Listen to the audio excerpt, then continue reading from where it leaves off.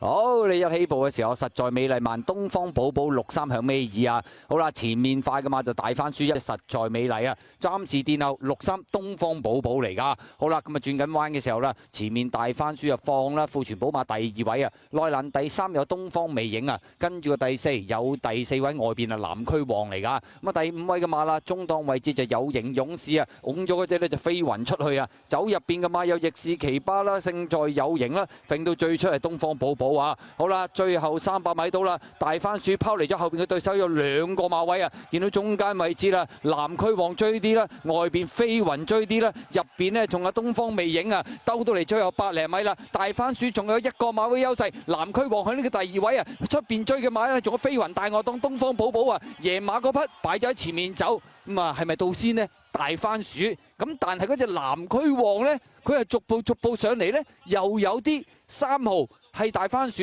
，11號係南區王，兩匹馬需要。